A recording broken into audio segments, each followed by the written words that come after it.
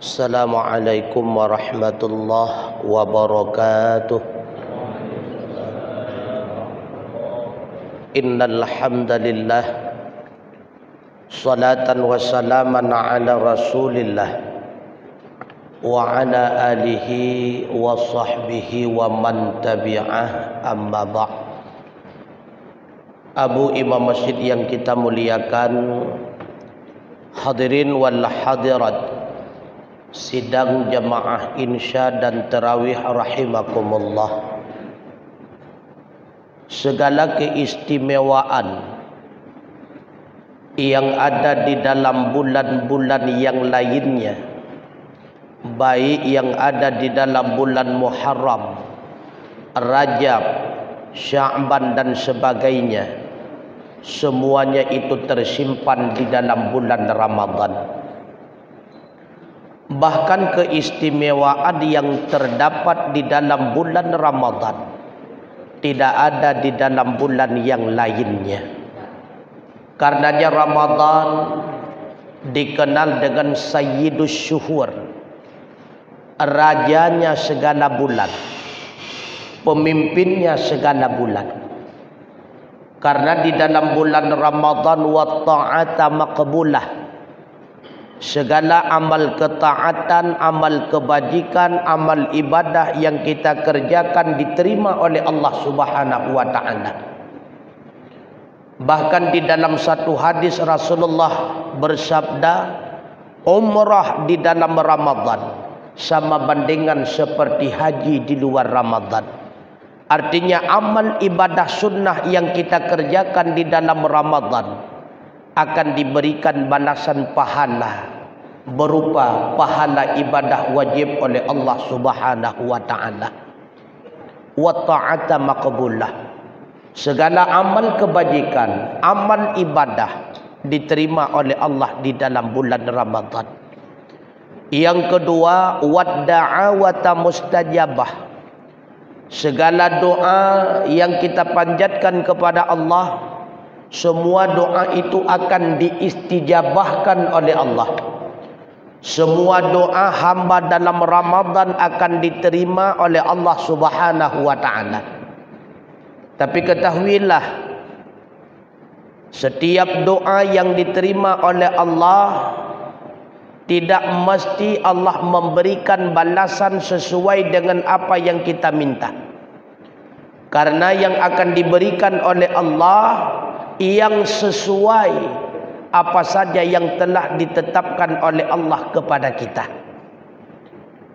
Maka yang diberikan oleh Allah kepada kita yang sesuai bagi diri kita sebagai hamba. Walaupun terkadang pemberian daripada Allah itu tidak sesuai menurut harapan dan keinginan kita.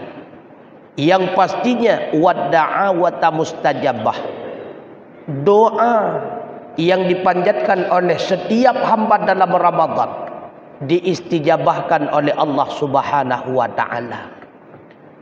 Dan yang lebih istimewa hadirin sekalian, wal jannata mustaqatul lahu, surga itu rindu kepada setiap hamba yang sedang melaksanakan amal kebajikan dalam Ramadan. Surga yang merindukan kita.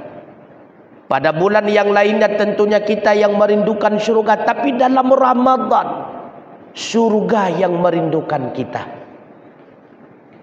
Sehingga di dalam satu hadis riwayat daripada Bukhari dan Muslim yang terkenal dengan muttafaqun alaih, Rasulullah sallallahu alaihi wasallam bersabda, "Idza jaa syahrul Ramadan", apabila datanglah bulan Ramadan, futihat abwabul jannah, Allah bukakan segala pintu surga.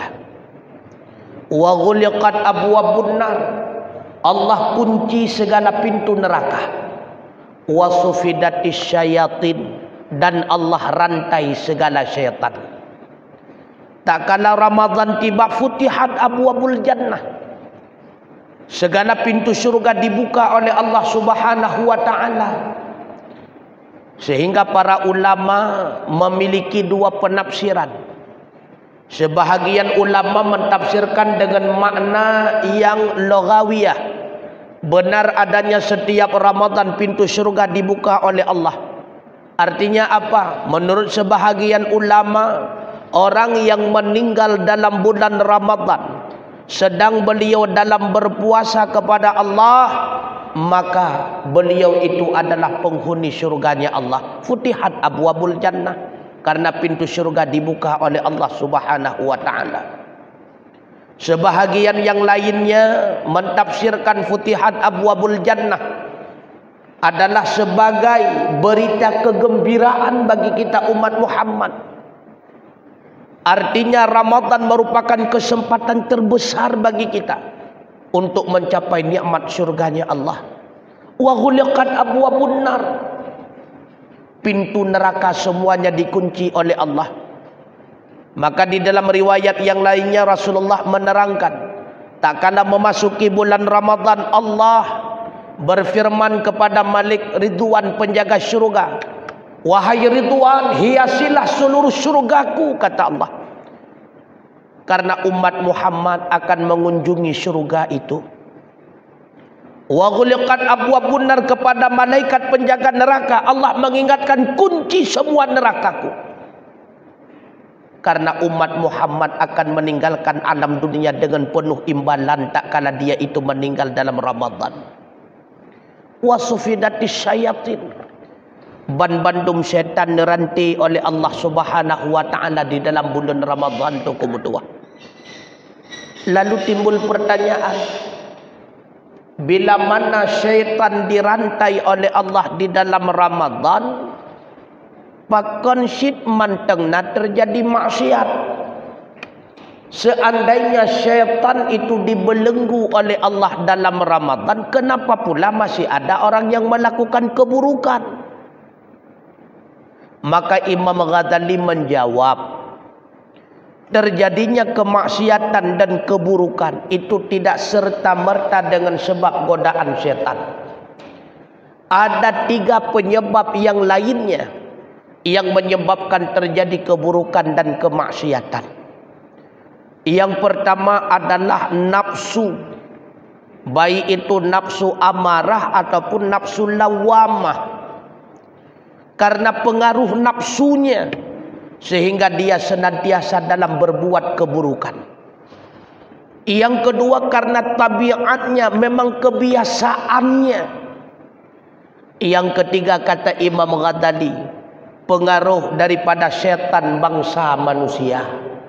Syaitan dalam bangsa jin telah dibelenggu oleh Allah Subhanahu wa ta'ala dalam Ramadan, tapi syaitan dalam bangsa manusia masih bebas, masih belum terpenjara dan sebagainya. Yang pertama penyebab nafsu. Makanya Rasulullah mengingatkan, seberat-berat sejahat-jahat musuhmu, a'da aduwika nafsuka baina jambaika. Seberat-berat musuhmu, itulah nafsumu yang bersarang di antara 2 lambungmu. Nafsu tunggu mutua merupakan musuh yang paling raya dalam tentai syaitan. Biarlah syaitan dibelenggu dalam Ramadan bila mana hidupnya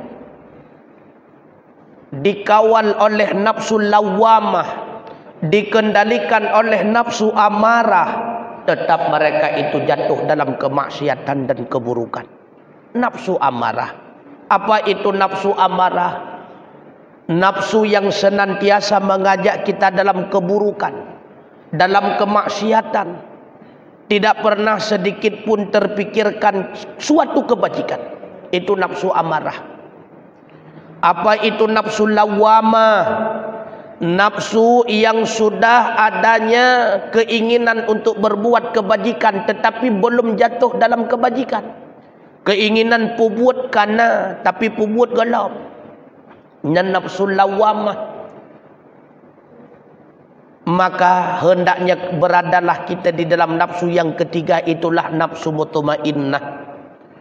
Karena hanya orang yang memiliki nafsu mutmainnah yang akan mendapatkan panggilan kelak di akhirat untuk memasuki syurganya Allah. Maka di antara cara untuk mengendalikan nafsu, itulah dengan cara berpuasa.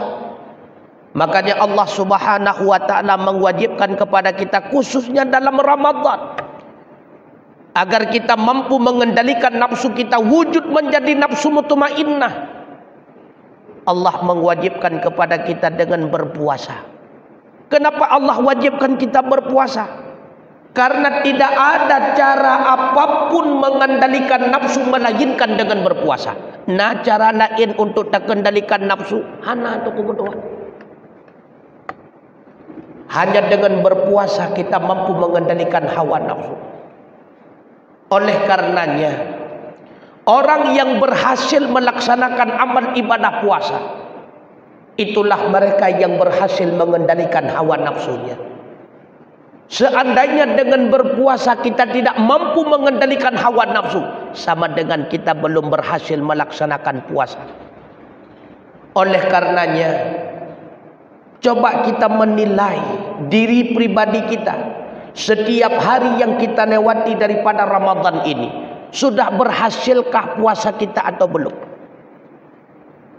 Beilatan nilai si bulan punah bahawa kita terbiat daripada Ramadan. Coba kita nilai satu hari demi satu hari. Adakah wujud perubahan nafsu kita hadirin sekalian? Dengan sebab puasa munau urawa.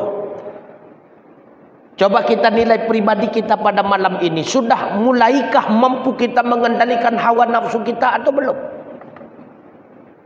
Maka terlihat yang pertama ini melalui buka puasa. Mantengna sistem balah dendam ataupun hana. Hana le tunggu. Alhamdulillah. Kemudian ajakan selanjutnya. Lebih keinginan kita kepada beribadat kepada Allah ataupun tidak. Alhamdulillah. Kita semua yang datang ke masjid pada malam ini terbukti nafsu kita lebih memilih untuk berubudiyah kepada Allah daripada tidur kita di rumah. Nafsu kita lebih memilih untuk melaksanakan amal kebajikan pada malam ini daripada kita bersenang-senang di atas kasur dan sebagainya. Membuktikan secara nyata, secara zahiriah, nafsu kita ini sudah mulai beranjak kepada nafsu yang lebih baik. Mudah-mudahan wujud kelak nafsu kita ini benar adanya menjadi nafsu yang mutmainnah. Satu hari demi satu hari kita kendalikan nafsu. Sebulan penuh kita mengendalikan nafsu. Yakinkanlah suatu ketika nafsu ini akan wujud menjadi nafsu mardiyah. Itulah nafsu yang paling istimewa. Nafsu mardiyah inilah nafsunya para aulia. Nafsunya hamba-hamba yang mulia hadirin sekalian. Maka kendalikan nafsu itu pokok utama. Menyenapsu katanya kaget tengku. Alhamdulillah. Berbagai macam pengaruh syaitan pun akan mampu kita tolak. Yang kedua, selain pengaruh nafsu tabiat, kebiasaan. Nafsu hanadei pengaruh. Syaitan hanadei digoda. Pakon. Karena memang getanya kamu tabiat lagi dalam maksiat. Lagi contoh orang yang sabi-sabi piup ganja. Orang yang sabi-sabi ruap sabu-sabu. Orang yang sabi-sabi buat ganyan ngecewa-cewa. Orang yang sabi-sabi di dalam riba. Memang ganyan bos buntut. Nyan hanali pengaruh le syaitan tu kumutuah.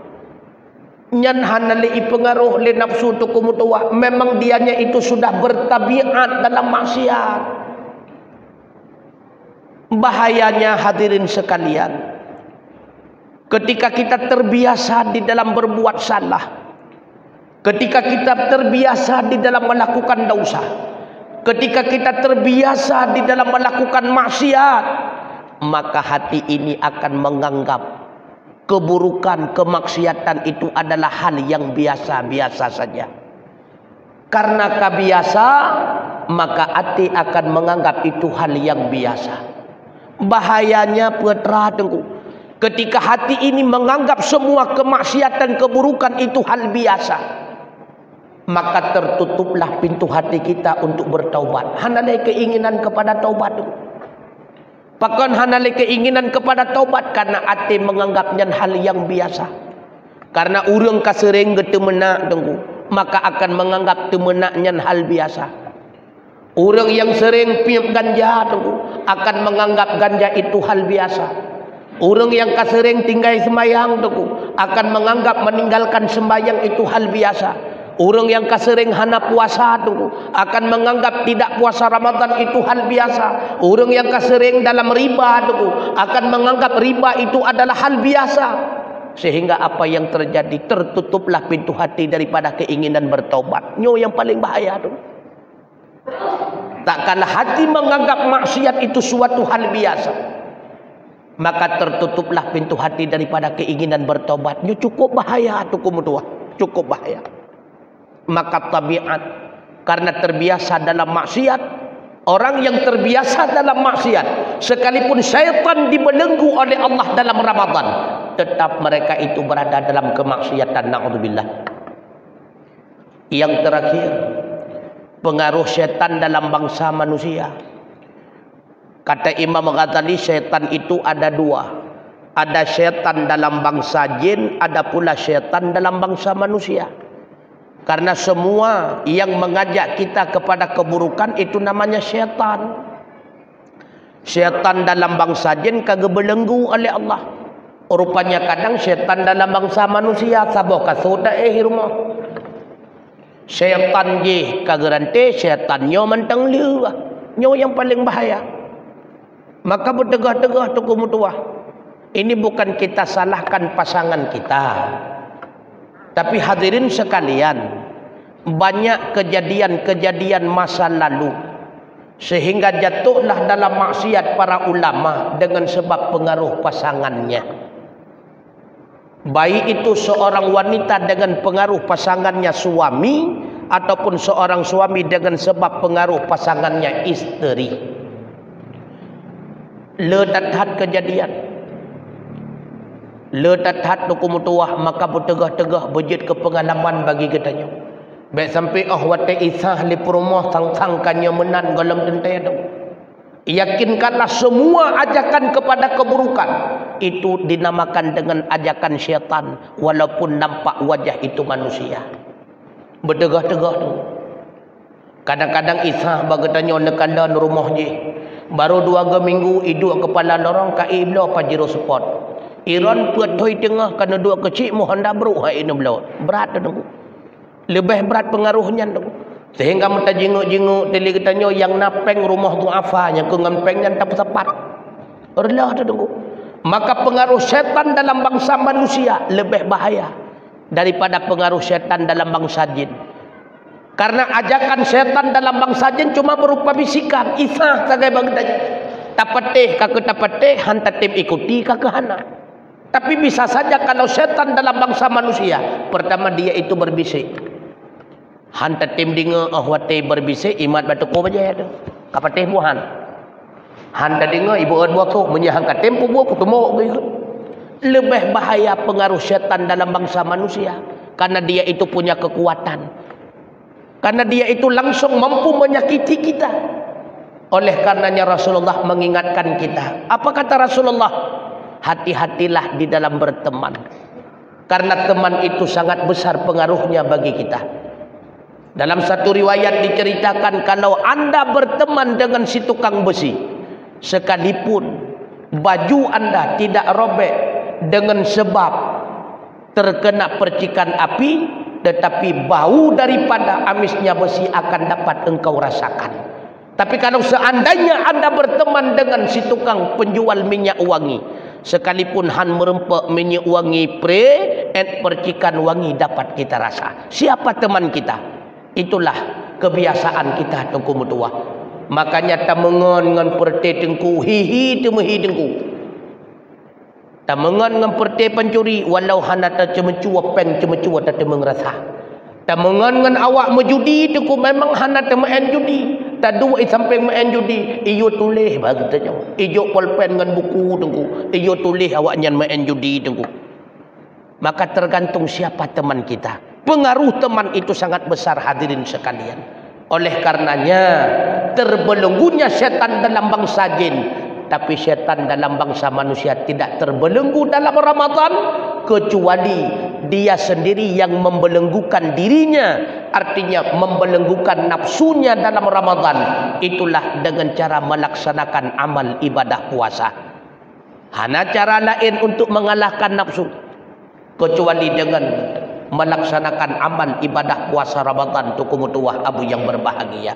Bahkan Rasulullah mengingatkan, satu hari kita melaksanakan amal ibadah puasa dalam bulan Ramadan, Allah akan memberikan balasan kepada kita. Apa balasan Allah? Allah akan menikahkan kita dengan bidadari di akhirat kelak, di dalam satu kubah yang terbuat daripada emas, berlian dan mutiara. Apa yang dimaksud dengan nikah di akhirat kelak? Allah berikan tiket kepada kita, tiket untuk berjima dengan bidadari di dalam kubah yang begitu indah. Tukumutuah, karena tidak ada istilah akad nikah ijab kabul di urau akhirat. Tukumutuah, tapi bila mana dikatakan dalam satu hadis Allah akan memberikan kesempatan bagi kita menikahi bidadari, artinya Allah berikan tiket gratis kepada kita bersetubuh dengan bidadari pada tempat tersebut. Subhanallah, bidadari itu kumutuah abu yang berbahagia. Nyan menyasi urau tak puasa, menyelheplah urau punah tak puasa. Subhanallah, mak-mak bidadari tak temu tepat kumutuah. Oleh karenanya kumutuah abu yang berbahagia, cobalah dalam Ramadan ini kualitas amal ibadah kita hendaknya semakin meningkat dibandingkan dengan Ramadan sebelumnya. Lebih-lebih katanya yang kakak umur 70 watih tu kumutuah. Nah yang kau umur 80 sekurang puluh, benar yakin dengku Ramadan ukur dalam tentang merempak giliran yang sama. Nyo adalah usia bonus, maka pergunakanlah usia bonus tersebut dengan sebaik-baiknya. Mudah-mudahan melinggai katanya tatbiat daripada Ramadannya. Hendaknya wujud katanya menjadi husnul khatimah. Allah jadikan kita semua menjadi penghuni syurganya Allah, surga jannatun na'im. Amin ya rabbal alamin. Terima kasih atas segala perhatian.